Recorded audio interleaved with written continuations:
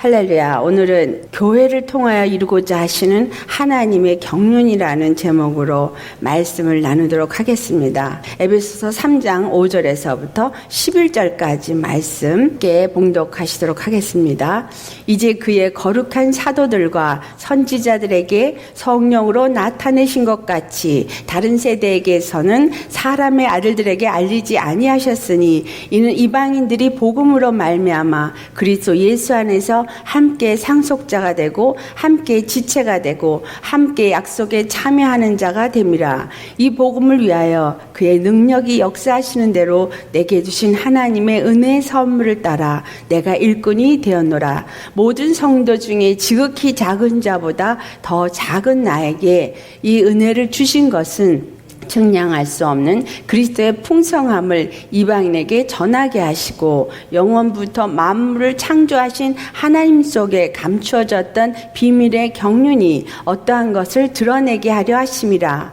이는 이제 교회로 말미암아 하늘에 있는 통치자들과 권세들에게 하나님의 각종 지혜를 알게 하려 하심이니 곧 영원부터 우리 주 그리스도 예수 안에서 예정하신 뜻대로 하신 것이라. 아멘. 5절에 말씀한 것처럼 하나님이 구약시대 선지자와 신약시대 사도에게는 성령으로 나타내셨는데 다른 세대에게서는 이 세상의 사람의 아들들에게는 말씀하지 않았다. 곧 누구에게만 말씀했다라는 거예요? 하나님의 영을 따라 사는 성령의 사람들에게는 그것을 말씀하고 알게 하시고 선지자에게 말씀하신 대로 사도에게 말씀하셨고 사도에게 나타나시고 말씀하신 대로 참 믿음을 가진 자들에게 말씀해 오셨다라는 것을 우리가 알 수 있습니다. 무엇을 비밀의 경륜이라고 말씀하는가? 이방인들이 복음으로 말미암아 그리스도 예수 안에서 상속자가 되고 함께 지체가 되고 함께 약속에 참여하는 자가 되게 하시는 것이 비밀의 경륜이다. 이렇게 말합니다.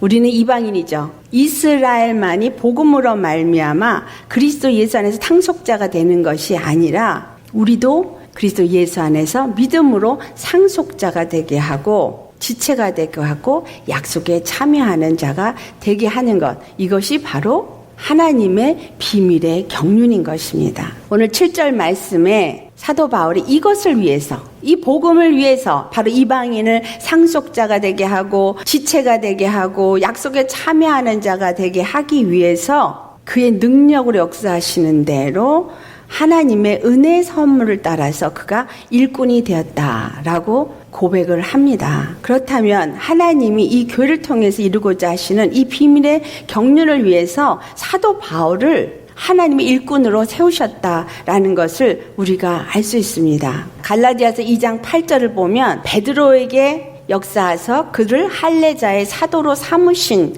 그 하나님이 또한 사도 바울에게도 역사하여 주셔서 그를 이방인의 사도로 삼으셨다라고 말합니다. 베드로는 유대인에게 사도로 삼게 하고 사도 바울은 이방인의 사도로 삼게 했다. 우리가 오늘 살펴보기를 원하는 것은 이방인을 상속자가 되게 하고 지체가 되게 하고 함께 약속에 참여하는 자가 되게 하기 위해서 어떤 일을 이루셨는가를 우리가 살펴보고자 합니다. 이 사도 바울이 이방인의 사도가 되게 하기 위해서 환경을 준비하셨다라는 것입니다. 그를 길리기아 다소에서 태어나게 했습니다.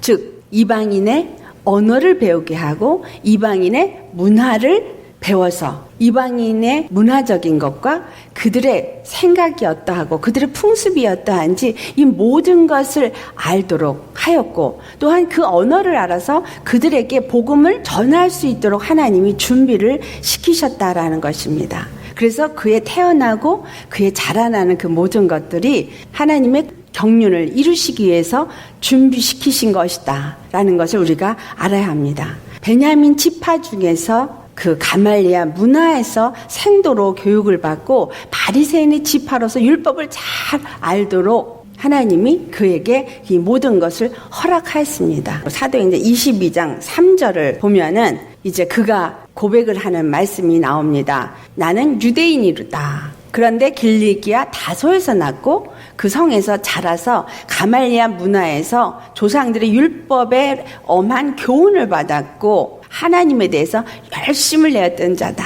이렇게 말을 합니다. 사도 바울이 이와 같이 하나님 안에서 자라난 유대인이고 또 율법을 잘 아는 자가 되도록 하나님이 그를 키우셨다라는 거예요. 사도행전 8장을 보면 그가 스데반이 죽을 때 그의 죽음이 합당하다라고 여겼다라는 것을 기록하고 있습니다.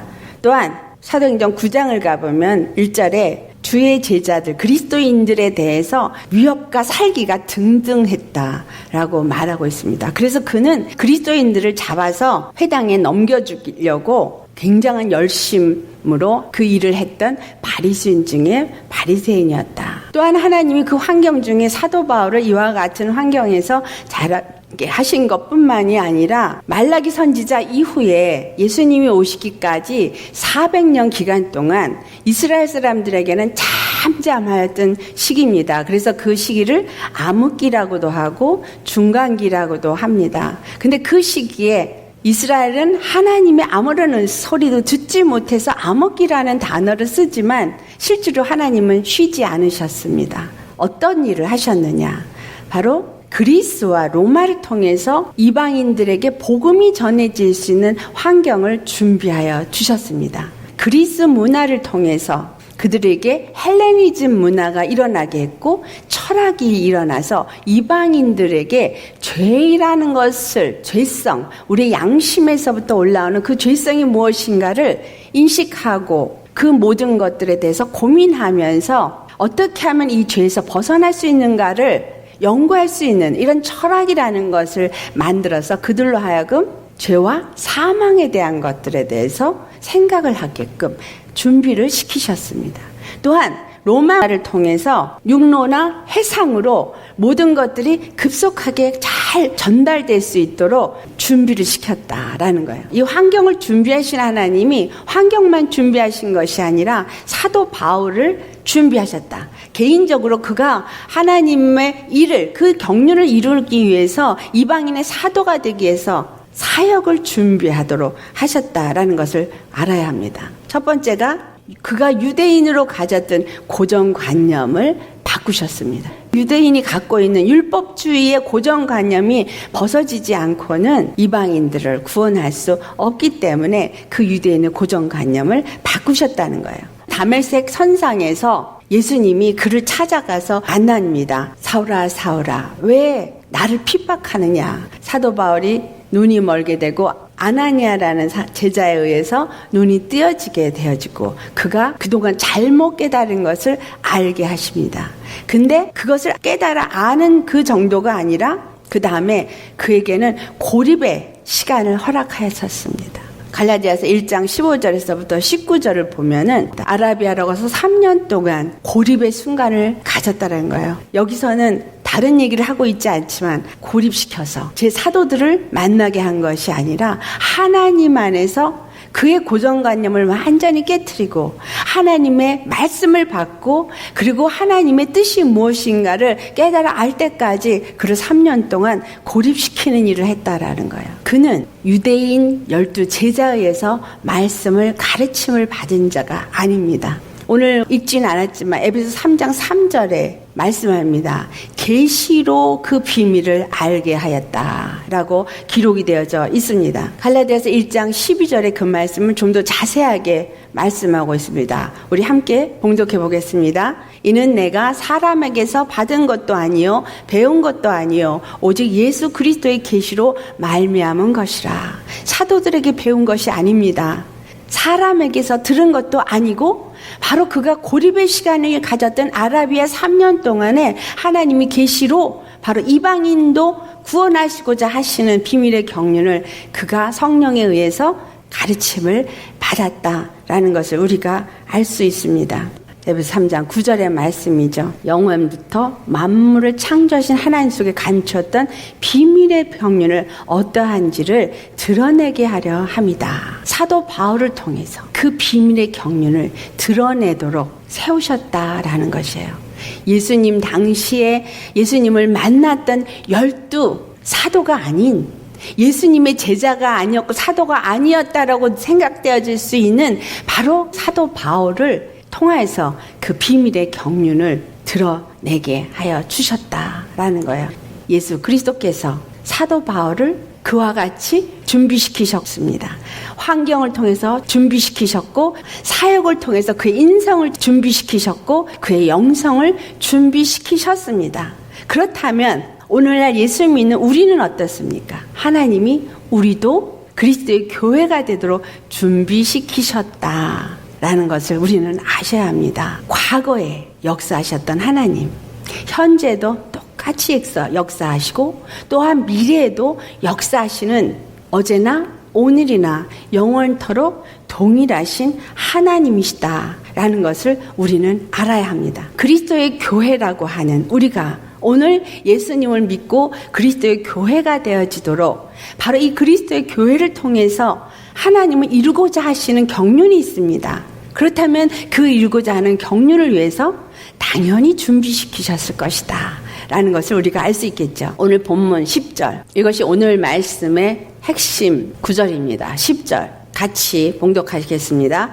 이는 이제 교회로 말미암아 하늘에 있는 통치자들과 권세들에게 하나님의 각종 지혜를 알게 하려 하심이니, 교회로 말미암아 하늘에 있는 통치자들과 권세들에게 하나님의 각종 지혜를 알게 하려 하심이다 라고 말씀했습니다. 하늘에 있는 통치자와 권세들에게 하나님의 각종 지혜를 알게 하시도록 교회를 세우셨다라는 것입니다. 그것을 위해서 환경을 준비하셨겠죠. 무엇부터 하셨어요? 교회의 시작은 예수 그리스도가 마지막 때 이 땅에 오시면서부터 교회가 시작되었습니다. 그렇기 때문에 그 교회 시작은 세례 요한을 통해서 예수 그리스도를 맞이할 회개를 하도록 하는 데부터 시작되었습니다. 환경을 준비하셨는데 첫 번째 세례 요한을 통하여 예수 그리스도로 맞이할 수 있도록 회개하도록 했습니다. 그래서 회개하라, 천국이 가까웠느니라. 그리고 세례 요한이 광야에서 외치게 하신 것이죠. 이것을 사도행전 13장 23절에서부터 24절의 말씀이 기록하고 있습니다. 하나님이 약속하신 대로 예수 그리스도를 후손, 바로 이스라엘의 구주로 오게 하셔서 구주로 세우셨는데 그것이 바로 예수님이시다. 그가 오시기 전에 요한을 세워서 회개의 세례를 전파함으로 말미암아 이스라엘 백성들에게 예수 그리스도를 맞이할 준비를 하게 시키셨다라는 것입니다. 그리고 두 번째로는 이제 예수님이 오셔서 말씀으로 사도들을 세우시고 또 그 사도를 통해서 예수가 바로 그리스도이심을 증거하도록 했다라는 것이에요. 무엇을 증거했어요? 사도 바울이 사도행전 13장 29절부터 30절을 보면은 성경이 무엇을 기록하고 있는지를 말하고 있습니다. 바로 성경은 구약의 성경을 말합니다. 구약의 모든 말씀들은 바로 그 예수 그리스도를 가리켜서 기록한 것들인데 그것이 다 응하게 하였다. 예수님이 응하게 한 것이 무엇이냐? 바로 십자가에 달리셔서 죽으시고 사흘 만에 죽은 자 가운데서 다시 살아나신 것이다. 이 말씀은 누가복음 24장 44절로부터 47절을 보면 예수님께서 똑같은 말씀을 하십니다. 모세 율법서와 선지사의 글과 또한 시편이 나에 대해서 기록한 것이다. 근데 그것이 47절에 말씀하기를 예수 그리스도가 십자가에서 죽으시고 부활할 것이 기록되어져 있고 그 복음이 전파되어져서 회개하고 제사함을 얻게 되어지는 것들이 기록되어져 있다. 그래서 사도행전 13장 39절의 말씀, 율법으로 의롭다 함을 얻을 수 없던 그것을 이제 예수 그리스도를 힘입어서 믿는 자들이 의롭다 함을 얻게 되어졌다라고 사도 바울이 전파합니다. 증거하는데 이 증거가 무엇을 말해요? 율법으로 의롭다함을 얻으려 하던 유대인들아, 또한 이방인들아, 너희들은 율법이 없지만 예수 그리스도를 믿음으로 이제 그 믿음으로 유대인이나 이방인이나 다 예수 그리스도 안에서 믿음으로 의롭다함을 얻게 하는 것, 이것이 바로 하나님의 뜻이요 계획이다라는 것을 사도 바울이 선포합니다. 그래서 이 비밀의 경륜을 증거하기 위해서 세웠다라고 8절에 말합니다. 하나님의 그 측량할 수 없는 은혜를, 그리스도의 그 풍성함을 이방인에게 전하게 하시고 영원부터 만물을 창조하신 하나님 안에 감춰뒀던 비밀의 경륜을 드러내게 하기 위해서 그를 사도로 세우셨음을 그가 증거합니다. 하나님은 성령으로 우리에게 임하셔서 믿게 하시고 예수 그리스도를 알게 하시고 그리고 세상 가운데 그리스도의 교회로 우리를 세우셨습니다. 그리스도의 교회를 세우기 위해서 성령이 임하신 건 예루살렘에 임하였습니다. 마가의 다락방에 임했습니다. 하지만 거기서부터 시작해서 말씀하신 대로 사도행전 1장 8절에 말씀하신 대로 예루살렘에서부터 유대와 사마리아와 땅끝, 바로 이 세상까지 다 이 복음이 증거되게 하여 주셨습니다. 그 이유는 오늘 아까 읽었던 에베소서 3장 10절의 말씀 살펴보겠습니다. 하늘에 있는 통치자들과 권세들에게 하나님의 각종 지혜를 알게 하시고자 합니다. 교회를 통해서 하늘에 있는 통치자와 권세들에게 하나님의 각종 지혜를 알게 하시는 것이 바로 교회를 통해서 이루고자 하시는 하나님의 경륜입니다. 그 일을 위해서 모든 것을 그동안 준비시키셨다라는 것입니다. 여기서 말하고 있는 하늘에 있는 통치자들 또한 권세들, 그런데 영어로 그냥 하늘에 있느냐 아니라 하나님의 하늘에 있는 왕국이라는 것을 알 수가 있어요. 다시 말하면 하늘에 하나님의 나라, 그 왕국에 있는 통치자와 권세들. 그렇다면 이것은 무엇을 말하고 있느냐? 에베소서 6장 12절을 가보면 거기에도 똑같은 말이 나와요. 그것이 무엇이냐면 우리의 싸움은 혈과 육을 상대하는 것이 아니요 통치자들과 권세들과 이 어둠의 세상 주관자들과 하늘에 있는 악의 영들을 대함이다 라고 말하는데 거기에도 똑같이 말하고 있어요. 무엇을 말해요? 통치자, 권세, 어디에 있는? 하나님의 나라, 하늘 왕국에 있는, 그러니까 영적 세계에 바로 사단의 권세들, 이 어둠의 영들에게 하나님의 각종 지혜를 알게 하기를 원하는 것이구나 라는 것을 우리가 알아야 합니다. 무엇을 알게 한다고요? 보이지 아니하지만 하늘의, 여기서 통치자, 권세자 이렇게 말해요. 그러니까 통치자는 어떤 자들을 말하는 거예요? 이 세상을 통치하고 있는 자, 또 이 세상의 권세를 가진 자. 그런데 이것들이 하늘의 하나님의 영의 세계라는 거예요. 그 하늘 하나님의 영의 세계 속에서 역사하는 통치자들과 권세들에게 하나님의 그 각종 지혜, 하나님이 어떠한 분이신가를 알게 하는 것을 교회를 통해서 이루기를 원하신다라는 것을 우리가 알아야 합니다. 교회는 그래서 하나님의 권세와 능력과 지혜를 나타내는 영적 싸움을 싸워서 승리해야 합니다. 보이는 통치자, 우리가 보여지는 권세자를 말하는 것이 아니라 그 통치자나 그 권세자들 위에 영들이 역사하고 있다라는 것을 우리가 알아야 합니다.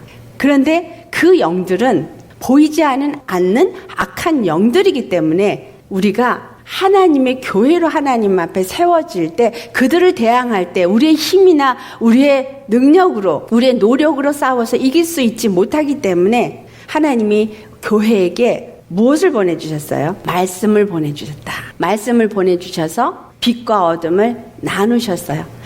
창세기 1장을 가보면 빛이 있으라, 말씀으로 빛이 있으라 하니까 빛과 어둠이 나누어졌습니다. 요한복음 9장 39절을 보면은 예수님이 말씀하세요. 내가 세상에 왔는데 사람들이 그를 보지 못한다. 근데 그가 이 땅에 오셔서 보는 자들을 보지 못하게 하고 보지 못하는 자들은 보게 한다라고 말씀하세요. 예수님이 이 땅에 오셨을 때 이게 영적 세계가 있다라는 것을 지금 말하고 있는 거죠. 우리가 눈으로 육체로는 보지만 보지 못하는 세계가 있다라는 거예요. 영의 세계. 다시 말하면 빛의 세계, 바로 생명의 세계와 보이지 아니하는 사망의 세계, 어둠의 세계가 있다라는 거죠. 그래서 세상에서 사람들에게 속한, 오늘 본문 첫 번째 시작했던 말씀 중에 사도와 선지자들에게는 알게 했지만 사람의 아들들에게는 말씀하지 않았던 그 비밀의 경륜. 이것은 뭐예요? 하나님의 뜻, 영적인 세계의 하나님의 지혜를 그들에게는 알게 하지 않았다라는 것이죠. 그래서 요한복음 9장 39절에 이 말씀을 하는 것은 그 소경의 눈을 뜨게 하시고 나면서부터 장림된 자의 눈을 뜨게 하시면서 본다고 말하는 바리새인들, 율법주의자들은 예수님이 바로 그 메시아 예수 그리스도이시고 비밀의 경륜의 뜻을 이루기 위해서 하나님이 예정하신 분이라는 것을 알지 못하게 하신다. 그리고 죄인과 같이 소경이 되어졌던 그러한 자들은 오히려 알게 하고 보게 해서 구원을 받게 하신다라는 것을 말씀하는 겁니다. 예수 그리스도께서 성령을 우리 가운데 보내주셨습니다. 그 성령이 우리 가운데 오셔서 요한복음 16장 7절 8절을 보면은 그가 오시면 죄에 대해서, 의에 대해서, 심판에 대해서 이 세상을 책망할 때 이 세상은 바로 악한 영들의 통치자와 그 권세들을 책망하신다라는 거예요. 말씀을 보내어서 영적인 빛의 세계와 어둠의 세계를 나누시게 하시는 것이 교회의 시작에서부터 이루어졌던 일입니다. 또한 교회에게 하나님의 나라의 권세가 무엇인지를 알게 하여 주셨다라는 것을 우리가 알아야 합니다. 이 세상에 교회를 세우셨어요. 그 이유는 이 세상 속에서 구별되게 하셨다라는 것입니다.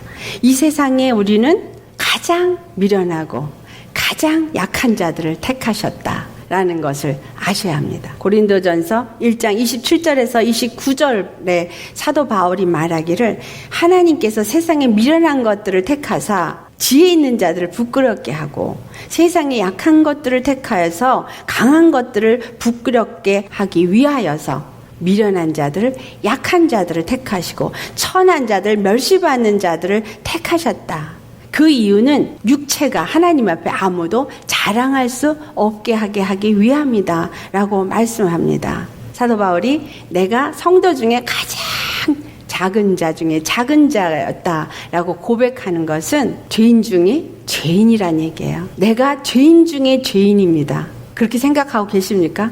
죄인 중에 죄인인 나를 택하여서 세상에서 의롭다고 하는 자들을 부끄럽게 하기 위해서 나를 택하셨다라는 것입니다. 이 세상에서 가장 약한 자들을 택하셔서 하나님의 지혜와 그 권세와 능력을 갖게 하심으로 세상 가운데 하나님의 지혜와 능력과 권세가 어떠한 것인가를 드러내고 나타내게 하시기 위해서 세상 가운데 하나님의 교회를 세우셨다라는 것을 우리가 알아야 합니다. 세상에 전도하는 것은 이 세상의 지혜가 아니라 오직 은밀한 가운데 있는 하나님의 지혜를 말하는 것이라고 고린도전서 2장 6절에서부터 7절에 말씀합니다. 성도는 하늘의 통치자와 권세자들에게 하나님의 각종 지혜를 나타내는 사명을 가진 자입니다. 그 사명을 가진 자이기 때문에 고린도전서 2장 4절 5절에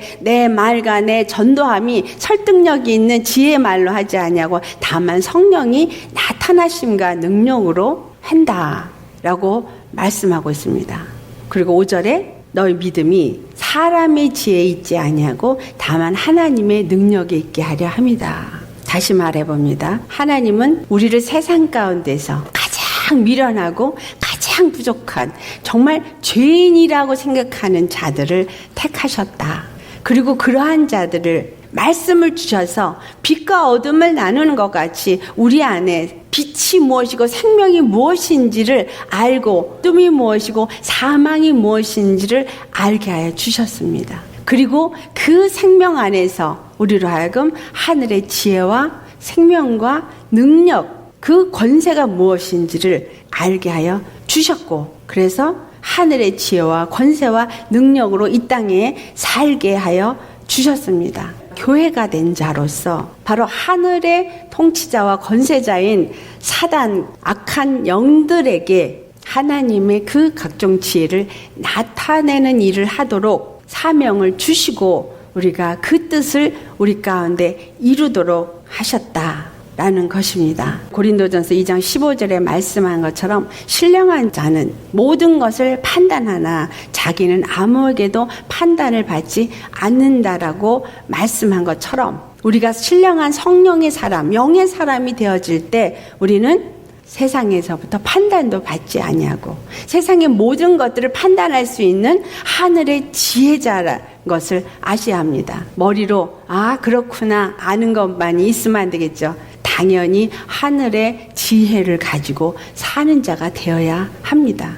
하늘의 지혜를 가진 성령의 사람, 하늘의 능력과 권세를 가진 성령의 사람이 되어질 때 하나님이 교회를 통해서 그 하늘의 지혜를 하늘의 통치자와 권세들에게 알게 하고자 할 때 그것을 교회를 통해서 바로 나를 통해서 알게 함으로 하나님이 모든 통치자 위에 통치자, 모든 권세자 위에 권세자, 모든 지혜 위에 지혜라는 것을 나타내므로 하나님 앞에 영광을 돌리는 교회가 될 수 있다라는 것입니다. 교회가 어떻게 되어야 하느냐? 성령으로 인도함을 받는 교회가 되어야 합니다.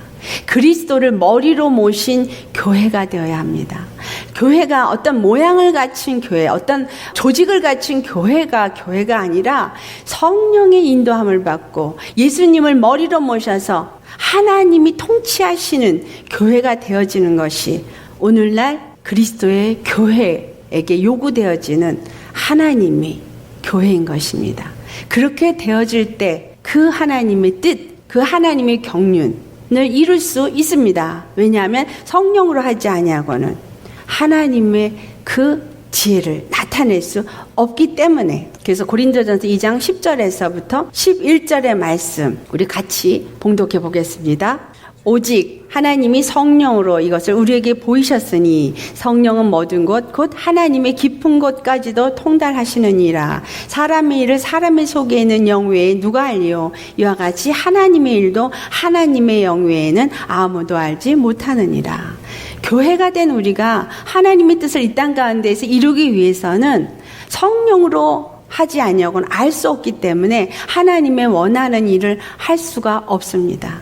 교회를 통해서 하나님이 이루고자 하시는 하나님의 경륜은 바로 세상에서 하늘의 지혜를 나타내는 것입니다. 하늘의 통치자와 권세들, 악한 영들에게 이 세상의 통치자들과 이 세상의 권세자들 위에서 역사하고 있는 이 세상의 지혜자들에게 하늘의 지혜를, 하늘의 권세를, 하늘의 능력을 나타내는 것이 바로 이 교회를 통해서 이루고자 하시는 하나님의 경륜인 것입니다. 그렇기 때문에 교회는 반드시 성령을 힘입어야 하고 교회는 반드시 성령의 이끌림을 받아서 그 뜻을 이루어가는 교회가 되어야 합니다. 고린도서 2장 13절에 사도 바울이 모든 것을 가르칠 때도 사람의 지혜로 가르치는 말로 하지 아니하고 오직 성령께서 가르친 것으로 하니 영적인 일은 영적인 것으로만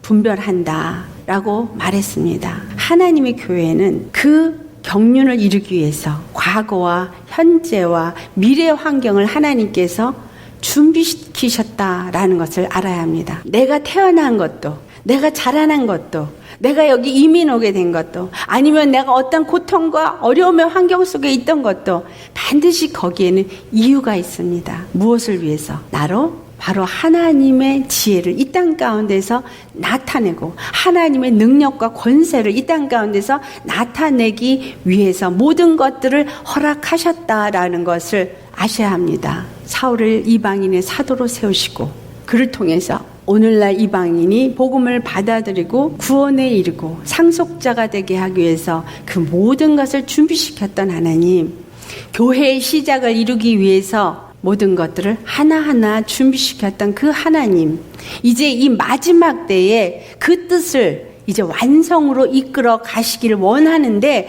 그것이 바로 오늘날 교회에 요구되고 있는 바로 사명이요 하나님의 경륜인 것입니다.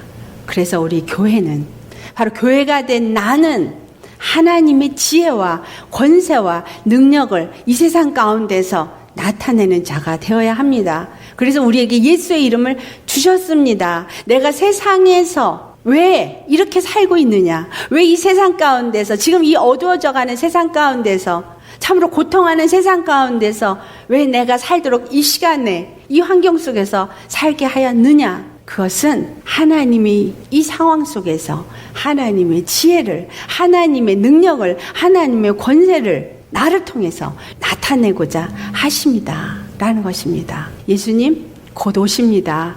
이제 다시 오실 예수님이 언제 오십니까? 이 교회가 온전히 하나님의 뜻을 다 이루셨을 때 옵니다. 그렇기 때문에 우리는 돌이켜 나 자신을 돌아보고 믿음을 바르게 해야 합니다. 정말 내가 성령님의 인도함을 받는 자인가? 정말 예수님이 내 안에서 왕으로 자정하시고 나를 주장하도록 내 생각과 마음이 말씀의 지배를 받는 자이냐?